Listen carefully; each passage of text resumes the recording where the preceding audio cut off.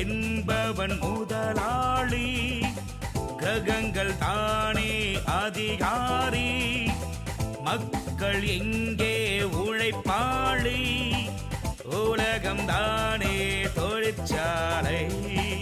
முன்வினை என்பது முடிந்தது, அதன் பலனை என்று நடப்பது, பின்வினை இனிமேல் வருவது, அதை அறிந்தவன் வாழ்வு சிறந்தது.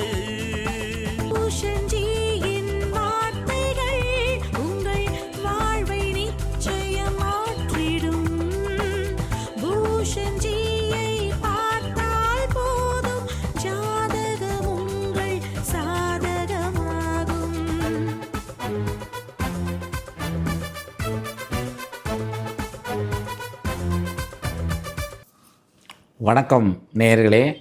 அன்னையின் பேராற்றல் உங்கள் இல்லங்களிலும் இதயங்களிலும் முழுமையாக பரவி நிற்கட்டும்.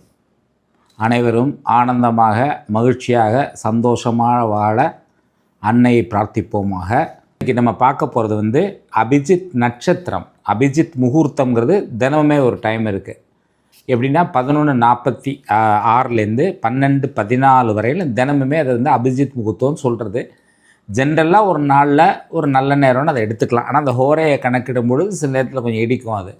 அது ஒரு பக்கம் இருக்கட்டும். அப்படியே இப்போ இந்த அபிஜித் நட்சத்திரம் மே மாதம் 2025 மே மாதம் 18ஆம் தேதி அன்னைக்கு வருது. இது திருவோண நட்சத்திரத்தோட 4வது பாதம், உத்திர நட்சத்திரத்தோட முதல் பாதம் கலந்த ஒரு நேரம். டோட்டலாக ஒரு 24 நிமிஷம். முதல்ல ஒரு நிமிஷம், பின்னாடி ஒரு நிமிஷம் விட்டால் 22 நிமிஷம் இருக்குது. இந்த நிமிஷத்தில் நம்ம கோரிக்கைகளை முழுமையாக நிறைவேற்றி கொள்ளலாம். எப்படி என்ன பண்ணலாம் அப்படின்னா, ஆலயங்களுக்கு போகிறவங்க போகலாம். என்ன ஆலயங்களுக்குனா முக்கியமாக மகாலட்சுமி, விஷ்ணு, இந்த பெருமாள், இந்த கோயில்களுக்கு சென்று நம்ம வழிபடலாம். அது ஒரு பக்கம். ஆனால் நம்ம வீட்டில் இருந்தபடியே அது ஞாயிற்றுக்கிழமை அன்னைக்கு வருது. ஒவ்வொரு கிழமையில் வர்றதுக்கு வாய்ப்பு இருக்குது. திங்கக்கிழமை வரலாம், செவ்வாய்க்கிழமை வரலாம், புதன்கிழமை வரலாம், வியாழக்கிழமை வரலாம், வெள்ளிக்கிழமை வரலாம், சனி ஞாயிறு வரலாம். இந்த வாட்டி ஞாயிற்றுக்கிழமை அன்னைக்கு வருது. ஸோ ஞாயிற்றுக்கிழமை அன்னைக்கு வரும்போது அரசாங்கத்தில் ப்ரமோஷன் கிடைக்கக்கூடியவங்க, அப்புறம் பார்த்திங்கன்னா புகழ், அரசியல்வாதிகளுக்கு வெற்றி பெறுவதற்கான பிரார்த்தனை, வழக்குகளில் வெற்றி பெறுவதற்கான பிரார்த்தனை, அரசிலிருந்து வரக்கூடிய உங்களுக்கு எதாவது ஃபைன் போட்டிருந்தாங்கன்னா அதுலேருந்து விடுபடக்கூடிய பிரார்த்தனை, முக்கியமாக பணப்புழக்கத்தை அதிகரிக்கக்கூடிய பிரார்த்தனை, முக்கியமாக கடக லக்னக்காரங்களுக்கு, ஒரு கடக ராசிக்காரங்களுக்கும் இந்த நாள் மிக மிக மிக அற்புதமான ஒரு அபிஜித் நட்சத்திரம்னு சொல்லிடலாம். இதை ஒரு 28வது நட்சத்திரம்னு சொல்கிறது. ஒரு வகையில் சொல்ல மறைத்து வைக்கப்பட்ட நட்சத்திரம் கூட அது சொல்லுவாங்க. சொல்லப்போனால் இந்த நேரத்தை பயன்படுத்தி நிறைய டெக்னிக்கு சொல்ல பார்த்தா, உடல் நலத்தில் கோளாறு உள்ளவங்களும் இந்த ஞாயிற்றுக்கிழமை இருக்கக்கூடிய அபிஜித் நட்சத்திரத்தை பயன்படுத்திக்கலாம். வழக்குகள் மற்றும் சொத்து தகராறு இதையும் நீங்கள் பயன்படுத்திக்கலாம். என்ன பண்ணலாம் அப்படின்னா, வீட்டில் உங்கள் பூஜையில் கண்டிப்பாக மயிலிறகுகள் இருந்தால் மிக அருமையாக வேலை செய்யும். ஏன்னா அந்த மயிலிறகுகளை தான் அபிஜித் நட்சத்திரம் ஒழித்து வைக்கப்பட்டதாக ஒரு கருத்து இருக்குது. இது நடைமுறையில் பயன்தந்த ஒரு நேரம். ஆக்சுவலாக நட்சத்திரம் இந்த 28வது நட்சத்திரம்னு வச்சுப்போம். இந்த நட்சத்திரத்தை எப்படி பயன்படுத்தலாம் அன்றைக்கி மே மாதம் 18ஆம் தேதின்னு பார்த்தீங்கன்னா, இப்போ உங்களுக்கு கடன் இருக்குது, செல்வ செழிப்பு வேணும், கண்டிப்பாக உங்களுக்கு பொருளாதார ரீதியாக முன்னேற்றம், எல்லாரும் எதிர்பார்க்கறது மெயின் பணம், 2வது ஆரோக்கியம், இந்த 2 தான் மெயின். அப்புறம் திருமண தடை, குழந்தை பாக்கியம் இதெல்லாம் இருக்குது. வியாழக்கிழமை வரக்கூடிய அபிஜித் நட்சத்திரம் குழந்தை பாக்கியத்துக்காக, வெள்ளிக்கிழமை வரக்கூடிய நட்சத்திரம் திருமணத்திற்காகவும் பொருளாதாரத்துக்காக, திங்கட்கிழமை வரக்கூடிய நட்சத்திரம் நோய் நொடிகள் இல்லாமல் இருக்கிறதுக்காகவும், மனமகிழ்ச்சி, சந்தோஷம், மனக்கோளாறுகள் நீங்கிறதுக்கு அப்படின்னு கணக்கெடுத்துக்கிட்டே போகலாம். இப்போ நீங்கள் மெயினாக இப்போ சண்டே வர்றதுனால அன்றைக்கி என்ன செய்யலான்னா, அன்றைக்கி முடிஞ்சவங்க ஒரு 3 நெய் தீபம் உங்கள் பூஜை ரூமில் ஏற்றி வச்சுருங்க. முடிஞ்சால் ஒரு 28 நெல்லிக்காய் கையில் வச்சுக்கோங்க. 27 வச்சாவே போதும், நீங்கள் 28ஆக வச்சுக்கோங்க. 28 நெல்லிக்காய் வச்சுக்கோங்க. வச்சுக்கிட்டு 3 நெய் தீபம் ஏற்றி வச்சுட்டு, உங்களால் முடிஞ்சால் இனிப்பு பலகாரங்கள் ஏதாவது வீட்டில் பண்ணி வைக்கணும், வாங்கி வைக்கக்கூடாது. வீட்டில் பண்ணி வைங்க. அந்த இனிப்பு பலகாரம் பண்ணும்போது ஒரு சிறு துளி, ஒரு கல் உப்பு அதில் போட்டுருங்க. அந்த பலகாரத்தில் அந்த உப்பு அதில் சேரணும். ஆக்சுவலாக அன்றைக்கி அந்த நேரத்தில் நீங்கள் உட்காந்து என்ன கோரிக்கை உங்களுது, நல்ல மூச்சை ஒரு முறை 2 முறை ஆழமாக இழுத்து மெதுவாக வெளில விட்டுருங்க. மன அமைதியாக இருக்கணும். டிவி சத்தம், அது செல்ஃபோனில் கொஞ்சம் ஆஃப் பண்ணி வச்சுருங்க. 24 நிமிஷம் தான் மொத்தமே, நீங்கள் 20 நிமிஷம் தான் உபயோகப்படுத்த போகிறீங்க. கரெக்டாக எனக்கு அபிஜித் இந்த டைம் என்னென்னு பார்த்தீங்கன்னா 6:41 PM சாயந்தரம் 6:41 PM டு 7:05 PM, அது 7:04ன்னு வச்சுக்கோங்களேன், 7:04. அப்போ 6:41 மாலை ராகாலத்துக்கு அப்புறம் 6:41, அதுலேருந்து பார்த்தீங்கன்னா 7:05, அப்போ 7:04 வச்சுக்கிறோம். ஸோ நல்லா பார்த்துங்க, 6:41 டு 7:04 அப்படி வச்சுக்கோங்க. இந்த நேரத்தில் இந்த நெல்லிக்காயை வச்சுக்கிட்டு, இதுக்கு அபிஜித்துக்குன்னு ஸ்துதி இருக்குது, அது வேண்டாம், நிறைய பேரால் சொல்ல முடியாது, கொஞ்சம் சான்ஸ்கிரிட்டில் வரும். ஸோ உங்களுக்கு இப்போ பணப்புழக்கம் அதிகரிக்கணும், கடன் தீரணும்னா, என் கடனை நான் முழுமையாக கொடுத்து விட்டேன், சிறப்பாக செய்து விட்டேன் அப்படின்னு ஒரு 3 வாட்டி 4 வாட்டியோ 5 வாட்டியோ 7 வாட்டியோ எவ்வளோ முடியுமோ சொல்லுங்கள். சொல்லிவிட்டு அதே அதுக்கு ஒரு 4-5 நிமிஷம் ஆகிடும்ல. அதுக்கப்புறம் ஓம் ஸ்ரீம் ஹ்ரீமை மகாலட்சுமி கமலதாரணி சிம்ஹவாயினி ஸ்வஹா, மகாலட்சுமியோட மூலமந்திரம். இல்லை சார் எனக்கு மகாலட்சுமி மூலமந்திரம் சொல்ல கஷ்டமாக இருக்குது, எனக்கு வந்து மகாலட்சுமியோட அஷ்டோத்திரம் தெரியும் அப்படின்னா, ஓம் பிரகிருதை நமக, ஓம் விகிருதை நமக, இதை எப்படி சொல்லலாம் அப்படின்னா, ஓம் ஸ்ரீம் பிரகிருதை நமக, ஓம் ஸ்ரீ விகிருதை நமக, ஓம் ஸ்ரீம் வித்யாய நமக, ஓம் ஸ்ரீம் சர்வபூதகித பிரதாய நமக அப்படின்னு சொல்லிட்டு சொல்லணும். ஸ்ட்ரீம் சேர்த்துக்கணும். ஏன்னா ஸ்ட்ரீம்ங்கிற ஒலி வந்து லக்ஷ்மி கடாட்சத்தை ஏற்படுத்தக்கூடிய ஒரு அற்புதமான ஒலி. அப்போ நீங்கள் மனம் வந்து கொஞ்சம் நல்ல செம்மையாக வச்சுக்கணும், அப்படியே ஒரு அமைதியாக வச்சுக்கணும். அரை தூக்க நிலை இருந்தாலும் தவறில்லை, அதான் வந்து அவேக்கனிங் ஸ்டேஜ்னு சொல்லுவாங்க. அந்த நேரத்தில் இல்லை எனக்கு வந்து எதுவுமே வராது அப்படின்னா, ஓம் ஸ்ரீம் நமக, ஓம் ஸ்ரீம் நமக, இல்லை ஓம் ஸ்ரீம் லக்ஷ்மியை நமக, ஓம் ஸ்ரீம் லக்ஷ்மியை நமக, ஓம் ஸ்ரீம் லக்ஷ்மியை நமக, பொறுமையாக அமைதியாக சொல்லுங்கள். முதலே உங்கள் கோரிக்கை வச்சுருங்க. எனக்கு முழுமையாக கடன் பிரச்சனைகள் தீர்ந்து விட்டது, நான் முழு கடனையும் கொடுத்து விட்டேன், சிறப்பாக கடன்களை முடித்து விட்டேன்னு சொல்லிவிடுங்க.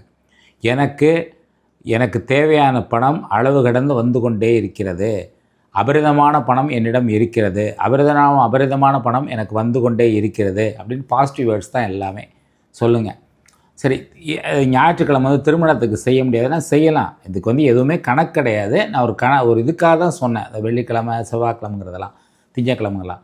ஸோ வெகு விரைவில் என் மகனுக்கு திருமணம் நடக்க வேண்டும், வெகு விரைவில் எனக்கு திருமணம் நல்ல முறையில் நடக்க வேண்டும், நல்ல முறையில் நடந்து விட்டது, அதுக்கு மட்டும் அப்படி சொல்லலாம். இந்த கடன் தீர்றதுக்கும் பணம் வர்றதுக்கு வந்து பணம் வந்து விட்டது, அபரிதமாக என்னிடம் பணம் இருக்கிறது, அந்த வார்த்தையை பயன்படுத்தணும்.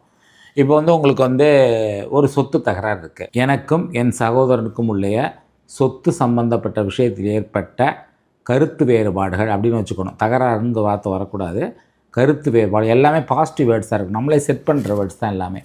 எனக்கும் என் சகோதரனுக்கும் உள்ள கருத்து வேறுபாடு, சொத்தின் சம்பந்தமாக உள்ள கருத்து வேறுபாடு முழுமையாக நீங்கிவிட்டது அப்படின்னு சொல்லிட்டு, எனக்கு தேவையான அளவுக்கு என்னுடைய பூர்வீக சொத்து கிடைத்து விட்டது அப்படின்னு சொல்லிட்டு இந்த லக்ஷ்மியோட மூலமந்திரத்தை சொன்னால் போதும். மயிலிறகு வந்து உங்கள் வீட்டில் பெருமாள் படம் இருந்தால் அது மேலே சொருகிடுங்க, அப்படி இல்லைன்னா சுவாமி முன்னாடி வச்சுருங்க. ஒரு 3 புது மண்ணகல் விளக்கில் நெய் விட்டு தீபம் ஏற்றுங்க. இல்லை காமாட்சி அம்மன் விளக்கு இருக்குது, இன்னொரு குத்து விளக்குன்னா அது 2லேயுமே நெய் விட்டு தீபம் ஏற்றுதுங்க. சுத்தமான பெசனை வாங்கி வச்சுக்கிறது நல்லது, இல்லைனா ஓரளவுக்கு நல்ல நெய் கிடச்சா போதும். முடிஞ்ச அளவுக்கு நெய்யில் ஏற்றுறதுக்கு ட்ரை பண்ணுங்கள். இந்த நெய்யில் வந்து உங்கள் வீட்டில் புனுகு தைலம் இருந்தால் அதில் ஒரு 3 ட்ராப்போ 6 ட்ராப்போ, இதுக்காக போய் மெனக்கெட்டு அலைய வேண்டாம், ஆனால் ஒரிஜினல்லாம் கிடைக்கிறது ரொம்ப கஷ்டமாக இருக்கும். 3 ட்ராப் புனுகு தைலத்தை வந்து அந்த இதில் போட்டுருங்க, அந்த நெய்யில் விட்டுருங்க. விட்டுட்டு இல்லை எனக்கு புனுகு தைலம் கிடைக்கலன்னா ஒரு 3 ட்ராப் தேன் விட்டுருங்க, நல்ல சுத்தமான தேன். அந்த தேனை விட்டுட்டு நீங்கள் இந்த மாதிரி இப்போ வந்து உங்களுக்கு இந்த சொத்து தகராறு நீங்கள் அந்த மாதிரி செஞ்சிடலாம். எனக்கும் என் பங்காளிக்கும் உள்ள சொத்தில் உள்ள வேற்றுமைகள் மறைந்து ஒற்றுமையாக பிரித்து கொண்டோம், எனக்கு தேவையான அளவு சொத்து கிடைத்து விட்டது, எனக்கு தேவையான அளவு பணம் கிடைத்து விட்டது, நான் மிக அமைதியுடன் மகிழ்ச்சியாக ஆனந்தமாக இருக்கிறேன் அப்படின்னு சொல்லிவிட்டு 3 முறையோ இல்லைனா ஒரு 5 முறையோ இல்லை 7 முறையோ எவ்வளோ முறையோ, அது ஒன்றும் எண்ணிக்கையில் ஒன்றும் பெரிய விஷயம் இல்லை. நல்ல ஒரு எதுக்கு 4-5 முறை சொல்கிறோன்னா, ஒவ்வொரு முறையும் நம்ம சொல்லும்போது மனம் வந்து எங்கேயோ பார்த்தீங்கன்னா அது ஆழமாக இருக்காது. நீங்கள் எந்த ஒரு விஷயத்தையும் ஆழமாக கவனித்து கரெக்டாக செஞ்சிங்கன்னா அதில் ஜெயிக்கிறதுக்கான நிறைய வாய்ப்பு இருக்குங்க. உங்கள் மனம் நிறைய விஷயத்த உங்களுக்கு சொல்லி கொடுத்துக்கிட்டே இருக்கும் பார்த்தீங்கன்னா. அப்போ இது மாதிரி சொல்லிவிட்டு இந்த லக்ஷ்மியோட மூலமந்திரம் இதை சொல்லி அந்த 22 நிமிஷம் இந்த பிரார்த்தனை பண்ணலாம். சரி, நெல்லிக்காய் எதுக்கு அப்படின்னா, அந்த மந்திரம் சொல்லும்போது ஒரு நெல்லிக்காய், ஏன்னா நம்ம 108 நெல்லிக்காய் வச்சு போடுங்கிற அவசியம் இல்லை. இன்றைக்கி ஒரு 27 முறை மந்திரம் சொன்னாவே போதும். அந்த மந்திரத்தை சொல்லி ஒரு நெல்லிக்காய் எடுத்துக்கிறீங்க. ஓம் ஸ்ரீம் ஹ்ரைம் மகாலட்சுமி கமலதாரிணி சிம்ஹவாயினி ஸ்வாஹா. ஓம் ஸ்ரீம் ஹ்ரீமை மகாலட்சுமி கமலதாரிணி சிம்ஹவாயினி ஸ்வாஹா. உங்களுடைய அந்த மந்திரம் சொல்லும்போது நோக்கம் முழுக்க இந்த கடன் தீர்க்கிறதுலே இருக்கணும். கடன் கொடுத்துட்டா எவ்வளோ ஆனந்தமாக இருப்பீங்களோ அந்த ஆனந்தத்தை நீங்கள் ஆட்டோமேட்டிக்காக கொண்டு வரணும் மனசுக்குள்ளே. அந்த மாதிரி செஞ்சுட்டு அந்த நெல்லிக்காயை நீங்கள் சாப்பிடவோ ஊறுகாய் போட வேண்டாம், சாப்பிடவோ இல்லை ஜூஸ் போடவோ யாருக்கோ கொடுக்கலாம், அதனால் எந்த தப்பும் இல்லை. அது மாதிரி நெல்லிக்காயை பயன்படுத்துங்க. இதில் வந்து பார்த்திங்கன்னா மெயினாக செய்ய வேண்டியது மயிலிறகு கண்டிப்பாக பூஜை ரூமில் இருக்கிறது நல்லது. இப்போ கடைகளில் வந்து மயிலிறகு கிடைக்குது. மற்றபடி இது 2 மட்டும் செஞ்சால் போதும், அவ்வளோதான். இதுக்காக ரொம்ப சிரமப்பட வேண்டாம். இந்த அபிஜித் முகூர்த்தம் அப்படிங்கிறது வந்து நம்ம தினமுமே வரக்கூடிய டைம். அபிஜித் நட்சத்திரங்கிறது மே மாதம் 18ஆம் தேதி அன்னைக்கு மாலை 6:41 கரெக்டாக எடுத்துக்கிட்டிங்கன்னா 7:04 PM மாலை நேரம். ஒரு வகையில் சொல்லப்போனால் அந்த நேரம் வந்து குரு ஹோரையாக அமைகிறது. வேறு ஒரு அற்புதமான நேரம். ஏன்னா அந்த மாதிரி அமைகிறது ரொம்ப விசேஷம். அதனால் அன்றைக்கி செஞ்சு பாருங்கள், ரொம்ப ரொம்ப ரொம்ப சக்ஸஸ்ஃபுல்லாக இருக்கும். வாழ்த்துக்கள். அடுத்த நிகழ்ச்சியை சந்திப்போம். நன்றி, வணக்கம்.